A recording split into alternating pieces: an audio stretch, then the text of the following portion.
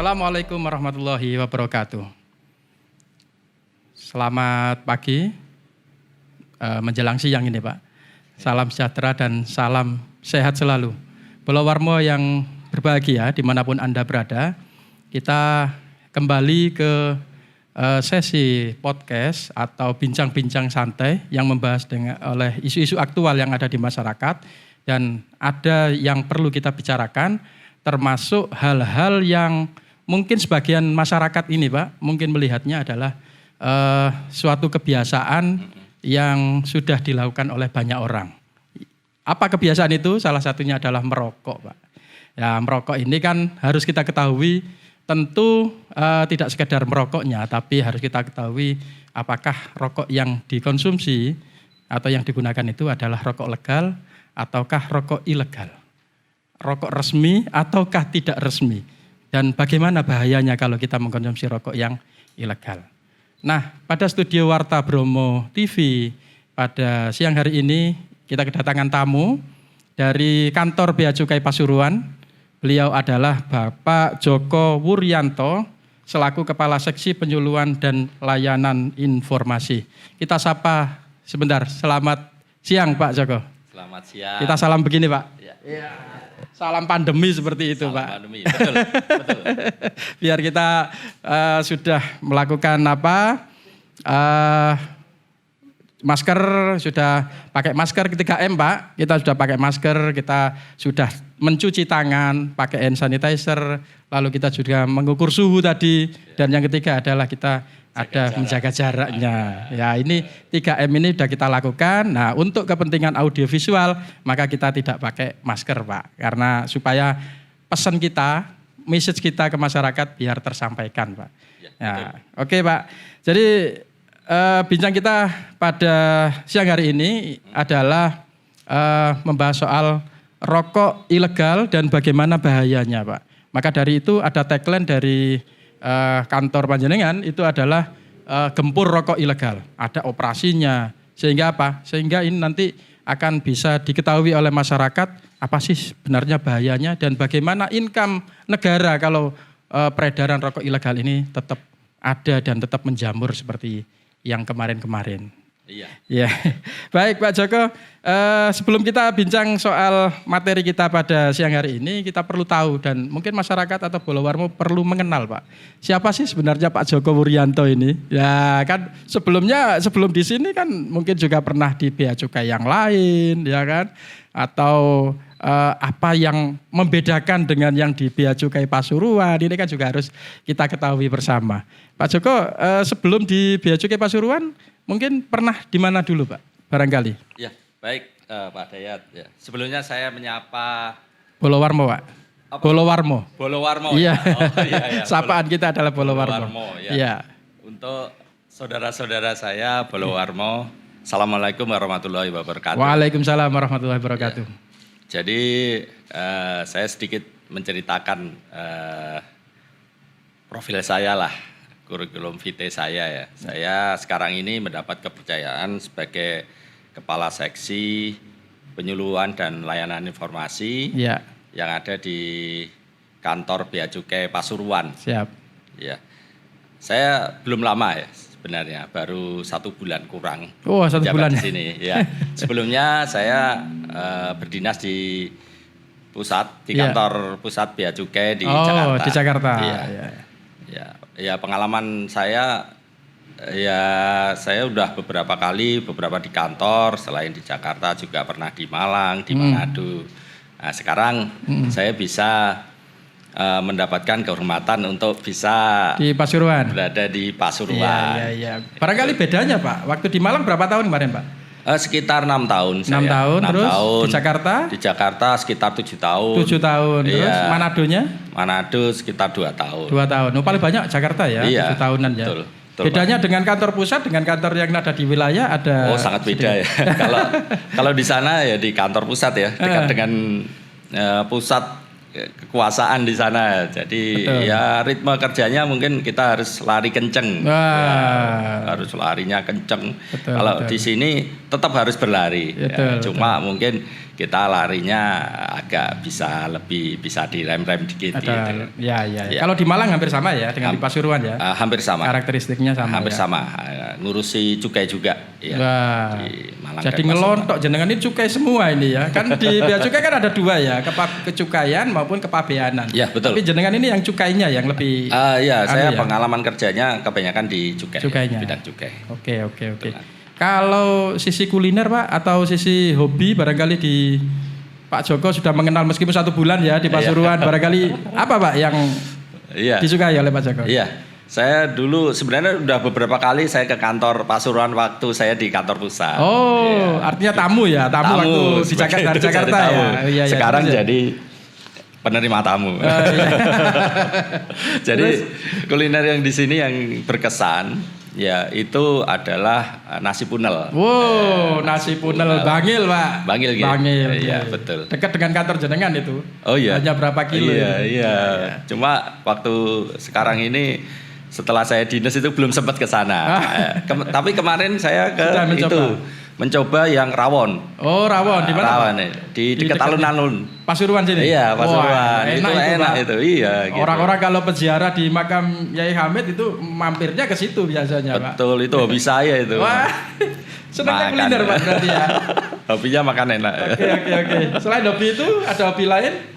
Ya hobi lain saya mungkin agak orang yang labil lah dari sisi hobi itu ya. Oh gitu. Jadi nggak ada yang khusus, tapi yang pasti kalau diajak makan saya seneng. Dan jalan-jalan gitu. Makan pokoknya Pak ya. Jalan-jalan untuk makan. Oke. Ya, follower kita sudah mengenal siapa sosok Pak Joko Wuryanto dan beliau ini memang sudah bergelut lama di dunia cukai sehingga di Pasuruan ini pun juga beliau menjadi kepala seksi penyuluhan dan layanan informasi terutama yang menyangkut soal cukai. Baik Pak, kita masuk ke materi Pak. Perlu disampaikan kepada masyarakat dengan bahasa yang sangat sederhana. Barangkali cukai yang dimaksud oleh undang-undang atau peraturan yang ada di wilayah Indonesia ini itu masyarakat memahaminya seperti apa. Kemarin kan Pak Hanan Kepala Bea Cukai sudah menjelaskan soal istilah cukai dari letterlek aturan. Nah tapi kalau mungkin Pak Joko karena sudah penyuluhan di beberapa perusahaan begitu yang mudah dipahami oleh masyarakat, cukai itu sebenarnya seperti apa? Iya. Jadi cukai itu sebenarnya salah satu jenis pajak juga. Salah satu ya. Cuma memang yang membedakan dengan pajak yang lain, cukai itu hanya untuk barang-barang tertentu. Oke, barang tertentu. Yang mempunyai sifat dan karakteristik tertentu yang bahasa mudahnya yang merugikan. Yang merugikan ya. Di situ makanya karena ada unsur merugikan itu perlu ada pengendalian dan pengawasan. Oh iya. Nggak dibrol Pak ya? Enggak semua barang. Ya. Enggak semua barang. Nggak semua barang. Jadi makanya kalau cukai itu barangnya yang dikenain cukai sekarang ini baru 3. Baru 3. Apa saja Pak? Yang pertama etil alkohol. Etil alkohol. Yang kedua minuman mengandung etil alkohol. MMA itu ya. MMA atau minuman keras lah. Minuman keras ya, lebih gampang dipahami masyarakat gitu. Iya. Terus yang ketiga hasil tembakau. Hasil tembakau ini contohnya rokok. Yang paling besar rokok. Paling gampang dipahami masyarakat adalah rokok itu. Rokok. Ya. Selain itu ada lagi kayak cerutu. Terus kemudian klobot. Ya, masuk itu ya? Masuk. Dan yang sekarang ini juga vape Pak. Vape? Iya, vape yang biasanya anak-anak muda itu kan. Iya. Itu masuk hasil tembakau. Iya. Itu kena cukai juga. Nggak ada spesifikasi khusus kalau bicara vape nggak ada spesifikasi khusus. Apakah mereka harus bagaimana? Ya, ada. Kira-kira? Jadi vape yang dijual itu harus dilekati dengan pita cukai. Oh, gitu ya. Berarti harus sosialisasinya masif ke pedagang ya. Iya, betul. Terutama itu ya. Ada komunitas barangkali. Ada komunitas, iya. Berarti nggak sembarangan ya. Vape itu nggak sembarangan juga. Nggak sembarangan dijual. Yang penting harus ada pita cukainya. Ya. Itu termasuk Pak? Termasuk hasil tembakau juga? Iya, termasuk hasil tembakau itu. Selain rokok. Selain rokok, selain cerutu, selain klobot, selain rokok menyan. Kalau ada di daerah Jawa Tengah itu ada. Ada itu ya? Iya, ada rokok menyan, kelembak menyan. Bisa ya? Bisa dikenakan cukai juga? Iya, dikenakan cukai. Oke. Jadi itu Bolowarmo. Jadi apa sih cukai dan barang-barang yang kena cukai sudah dijelaskan oleh Pak Joko. Nah, sekarang kita fokus ke soal rokok, Pak. Jenis rokok yang mungkin menurut panjenengan dikatakan rokok yang legal itu yang seperti apa, Pak? Jadi Nggak, ngomong legal dulu ini. iya, Legal dulu. betul. Iya. Jadi rokok itu kalau bahasa yang ada di peraturan atau yang ada di kemasan itu ada istilahnya sigaret. Sigaret, oke. Makanya sigaret itu ada beberapa jenis. Ya. Yaitu sigaret kretek mesin, sama sigaret kretek tangan. Ada juga yang sigaret putih. Sigaret putih. Sigaret putih mesin, sigaret putih tangan. Oh, ada gitu kan. Perpaduan. Kalau boleh saya ada contoh ini ya. Oke. Saya tutupin nih mereknya itu. Ya, nggak boleh, Pak. Nggak boleh ya. Nanti sponsor nanti. Sponsor. Ini kan bicara sosialisasi rokoknya ini yang penting. Iya, betul. Kalau ini contoh rokok ya yang beredar di masyarakat, ini rokok legal, rokok resmi itu. Gimana Pak cirinya, Pak? Kalau itu ciri rokok resmi itu ada 2 unsur utama, yaitu dari kemasannya sama dari pita cukainya. Oh iya.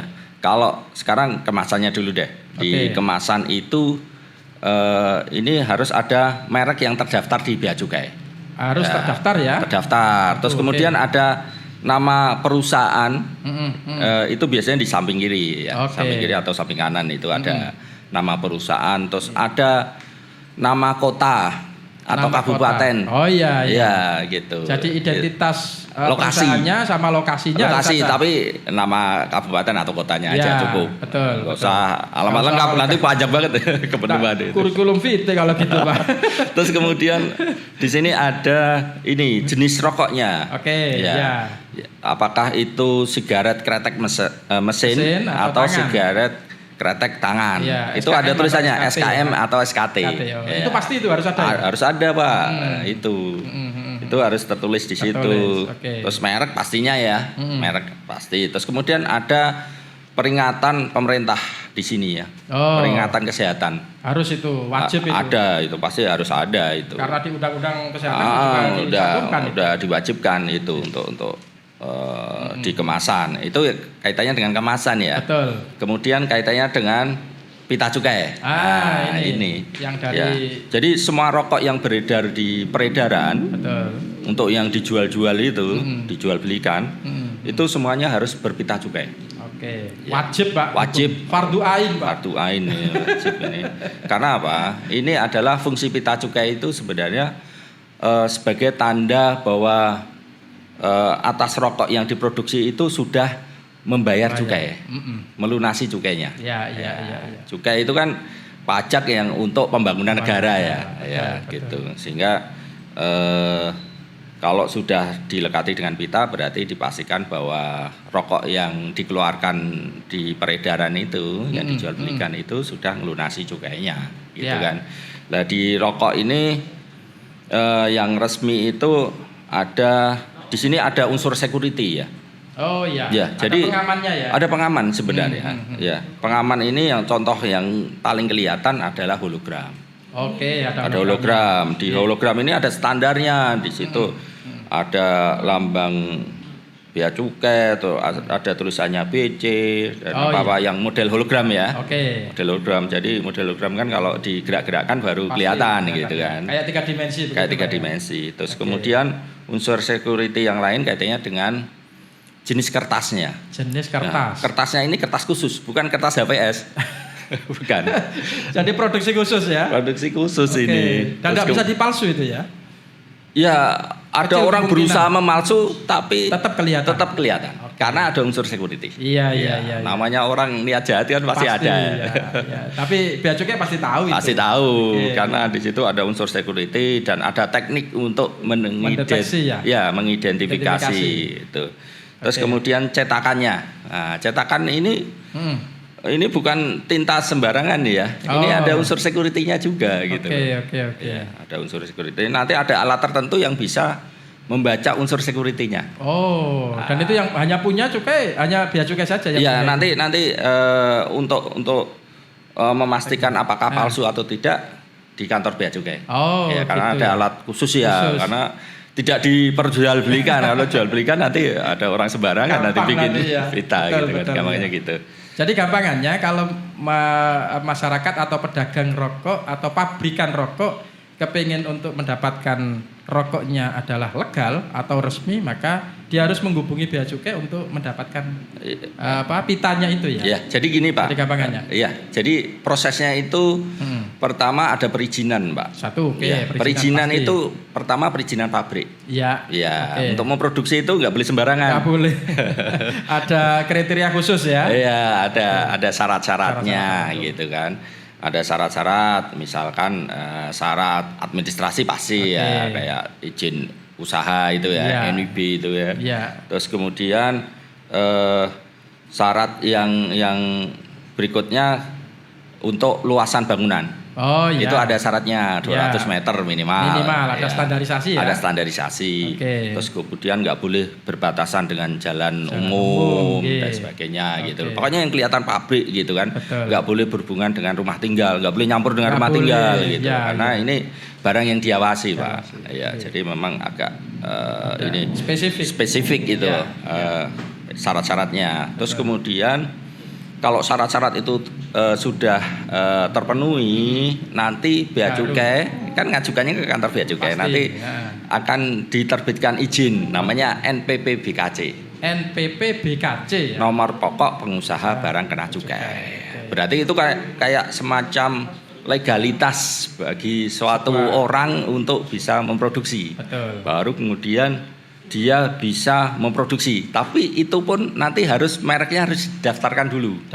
Iya, nggak boleh sembarangan produksi, nggak ada merek, gimana mau dapat pita gitu kan? Betul. Karena untuk dapat pita itu harus punya izin merek, ya, bahasanya penetapan tarif ya. Siap. Nah, itu nanti baru pengusaha itu bisa ngajukan permohonan untuk mendapatkan pita cukai. Oh iya. Terus terlebih dahulu harus ngelunasi cukainya, harus bayar cukainya dulu. Jadi gitu. Bayar dulu Pak ya? Iya, baru dapat pita gitu kan. Dan sesuai karena ini pajak. Karena pajak. Sesuai ya. Jadi produksi katakan misalnya 100.000 batang begitu, dia juga mendapatkan pita cukai yang sama. Iya, jadi ada mekanismenya ya di situ. Mekanismenya itu jadi di situ di kemasan itu kan kelihatan berapa isinya. Itu nanti pita cukainya juga nunjuk ke sesuai merek itu gitu loh, yang untuk isi berapa misalkan 16 12 itu masing-masing sendiri-sendiri.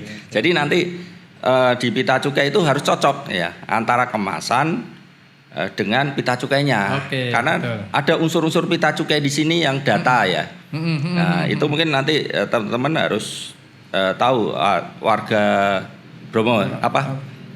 Warta Bromo. Warmo ya. Mohon maaf ya. Warmo harus tahu juga gitu loh bahwa pita yang resmi itu seperti apa. Selain asli loh ya. Itu ada aturan yang lain, itu nggak boleh sembarangan make gitu loh, nggak boleh dijual belikan. Iya. Nggak boleh dipindah tangankan ke orang lain atau perusahaan lain. Betul, nggak boleh dipakai ulang. Jadi sekali pakai istilahnya. Sekali pakai ini. Kalau sudah dibuka rusak ya sudah. Sudah dikonsumsi gampang. Iya. Saya contohkan ini ya. Ini sebenarnya sudah dirusak ini, sudah diambil rokoknya. Itu harus sobek di sini. Nah, itu harus robek gitu loh. Makanya settingan pita cukai itu bukan kertas yang kuat. Memang sengaja. Itu biar sekali dikonsumsi itu rusak pitanya. Iya, pitanya harus rusak. Pitanya nggak digunakan lagi. Jadi lunak ya, pitanya lunak ya. Betul. Gampang. Meskipun unsur security-nya banyak. Betul. Iya, dan ini kan termasuk dokumen security ya. Dokumen security itu sama kayak uang gitu kan. Betul. Tidak mudah untuk dan perbanyak dan seterusnya dengan cara sendiri-sendiri nggak bisa. Itu harus satu tempat aja dapatnya. Di kantor bea cukai. Hanya itu ya. Iya, nggak boleh. Makanya kuat positioning bea cukai sendiri dalam hal untuk mengawasi, menindak, ini benar-benar kuat. Betul. Kalau ada yang ngiming-ngimingi bisa dapat pita cukai, itu berarti itu palsu itu pita cukainya palsu itu. Oke Pak, itu yang legal. Saya kira Bolowarmo sudah paham bagaimana mengetahui ya bagaimana rokok legal yang bisa dikonsumsi dan tidak membahayakan diri kita maupun negara. Istilahnya negara kan kalau legal itu kan berarti dia sudah ada istilahnya pendapatan dari negara. Nah sekarang ini sebaliknya Pak, yang rokok ilegal. Ciri-cirinya rokok ilegal atau yang katakan tidak resmi versinya bea cukai itu yang seperti apa Pak? Mungkin bisa dijelaskan. Jadi ini saya ada contoh ini rokok-rokok jenis rokok ilegal ya. Ada beberapa jenis rokok ilegal ya. Pertama itu rokok tanpa pita cukai, tanpa dilekati pita cukai. Ini contohnya ini. Ini sengaja kami tutupi merek karena ini masih dalam proses penyidikan. Karena semuanya ini tidak pidana. Ini barang bukti ini sebenarnya barang bukti yang nanti kami melakukan penyidikan. Tapi untuk masyarakat supaya ini ditulisi seperti itu ya. Ini rokok polos. Ini rokok polos. Tidak ada pita cukainya. Ini enggak ada pita cukainya. Ini udah jelas ini. Pelanggaran ya. Pelanggaran nih. Pelanggaran bisa kena pidana. Satu itu rokok ilegal adalah rokok polos, tidak ada pita cukainya. Yang lain Pak? Ini rokok polos, nama istilah aja sebenarnya rokok polos, rokok tanpa dilekati pita cukai. Yang gampang dipahami masyarakat kan itu Pak, pokoknya rokok polos, kalau ada pita cukai ini misalnya atau nggak ada pita cukainya itu melanggar aturan perundang-undangan. Biasanya ini orang Jawa Timur itu nyebut pita cukai itu kan bandrol ya. Bandrol, betul. Soalnya di situ juga ada bandrolnya. Iya betul. Jadi ini nggak ada bandrolnya. Nggak ada. Gitu. Dipastikan ini ilegal. Nah, kalau ada yang jual kayak gini pasti ilegal. Pasti kena. Ini dan masuk tidak. Dan itu non sewu produksinya ada di Pasuruan. Ini nggak ada tulisannya. Ya? Tulisannya Jatim. Jatim. Makanya perlu penyidikan. Betul. Dirunut ya. Dirunut. Di mana ini? Iya, ini bisa ditemukan di mana aja gitu kan. Bisa di peredaran ya harus disidik dulu. Ini artinya bahwa bea cukai tidak diam. Apapun harus kita lakukan karena ini demi untuk menjaga masyarakat itu tadi ya. Iya betul. Ini kan negara dirugikan ini dengan pasti, ini. Pak, pasti. Nggak setor uang ke negara. Iya betul. Dan ini kan dari kesehatan kan pasti ini kan merugikan juga. Ya, negara nggak dapat penerimaan. Nah, ini kan nggak terkontrol nih jadinya. Produksinya nggak terkontrol nih. Betul. Yang lain Pak, barangkali mana lagi? Kemudian pita cukai saya ngambil yang inilah palsu dulu. Setelah polos ini pita cukai palsu. Ini pita cukai palsu ini.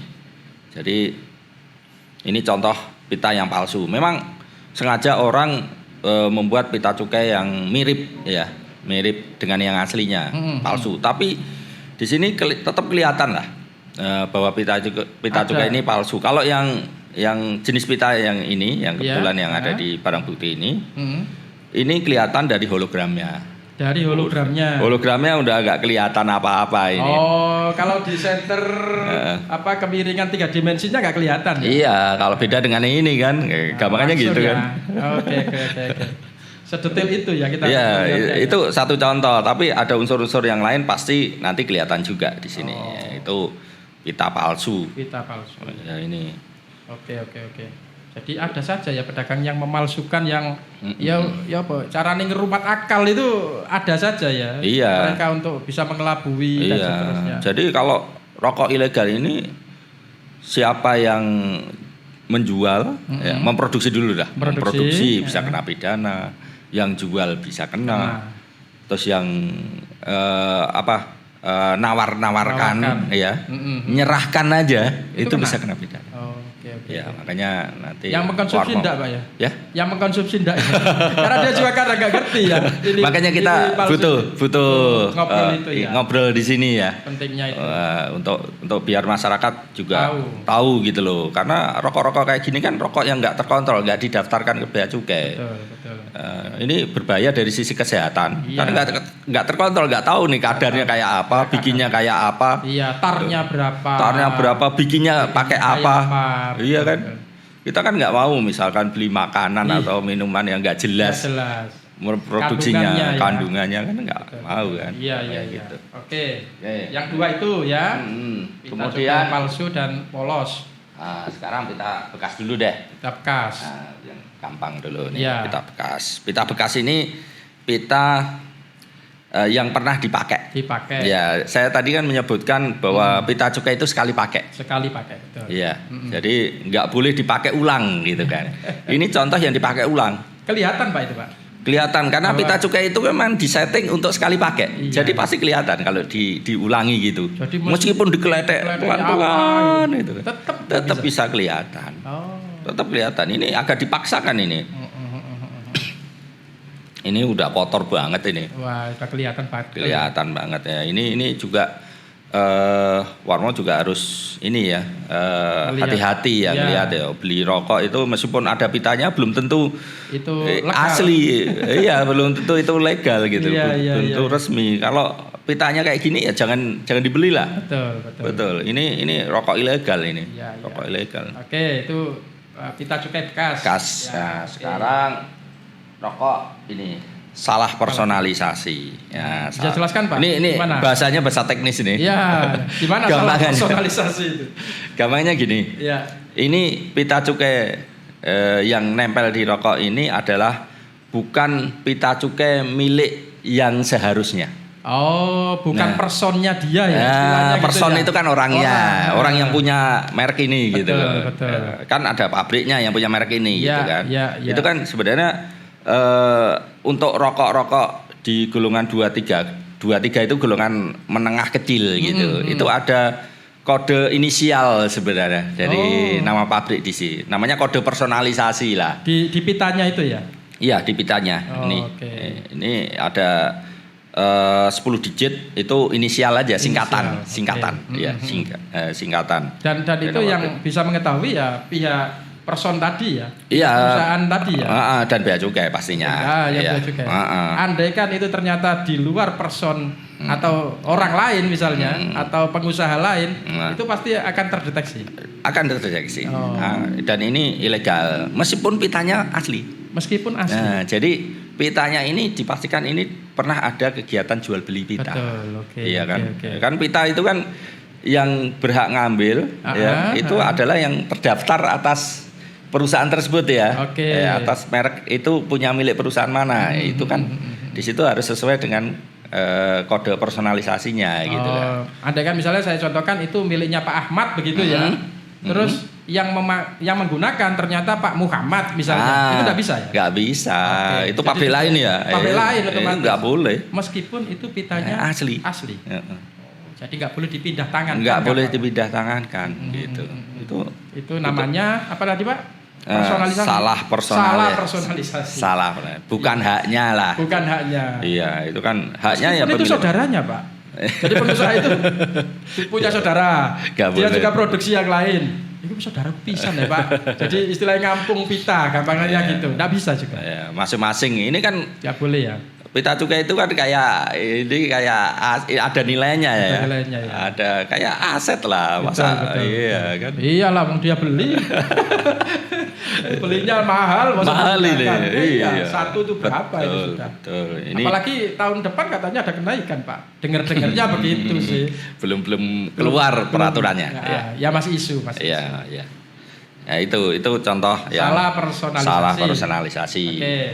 Sudah 4 itu ya. 4. Yang lain Pak ada? Ini salah peruntukan. Salah peruntukan. Kayak ini apa? Ini ada beda lagi ini. Ini beda lagi. Ini pitanya asli, miliknya dia sendiri. Ya.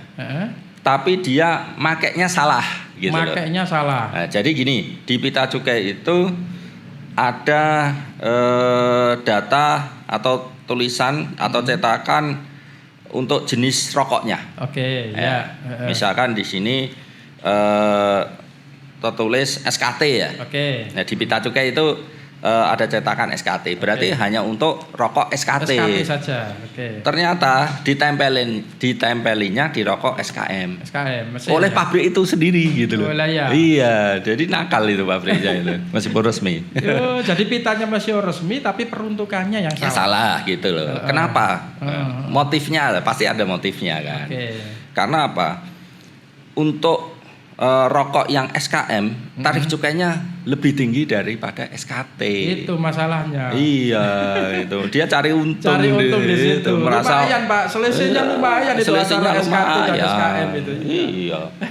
Dan itu ada Pak, pernah banyak terjadi di Pasuruan? Ada, pernah. Dan ini pasti kita tindak. Kayak gini, nggak hanya di Pasuruan, di wilayah-wilayah lain juga ada gitu kan. Tapi kita tindak dan selain kita tindak juga pengusaha tersebut kita berikan asistensi lah. Oh, tidak masuk ke bimbingan lah. Pokoknya bimbingan dulu ya, bimbingan dulu. Iya, peringatan lah istilahnya, masih peringatan. Iya, bimbingan kalau ngelekati pita itu yang cocok sesuai antara kemasan dengan pita cukainya gitu loh. Meskipun punyanya dia sendiri tapi kalau nggak cocok nanti negara dirugikan. Betul. Di sini. Ya namanya pengusaha biasanya kan ngitungnya untung rugi Pak. Iki lumayan ini kalau misalnya antara SKM dan SKT ini selisihnya sekian. Iya, tapi kan merugikan negara. Merugikan negara. Itu yang negara. Kena sanksi pula dia itu. Pasti ya itu ya. Pasti. Ada undang-undangnya ya. Ada sanksinya. Baik, jadi berat ya. Jadi ada sekitar 5 Pak ya ciri-ciri dari rokok ilegal yang sudah diketahui oleh Bea Cukai, dan ini akan terus dilakukan upaya baik yang persuasif maupun yang represif begitu Pak ya. Betul. Jadi tetap harus kita sosialisasikan kepada pengusaha-pengusaha bahwa kalau melakukan hal yang ilegal sanksinya seperti ini. Iya. Kalau yang legal memang agak mahal, tapi dia secara aturan undang-undang dia aman dan bebas dari sanksi seperti jadi, itu. Jadi untuk warmo ya, terutama penikmat rokok ya. Memang harus tahulah mana ciri-ciri rokok yang legal atau yang resmi, yang nggak salah ya. Itu sehingga warmo sendiri terlindungi juga. Selain juga mengamankan juga penerimaan ya. Betul. Jangan sampai ada orang yang nakal yang merugikan negara, keuangan negara tetap dijalankan terus ya. Iya, betul.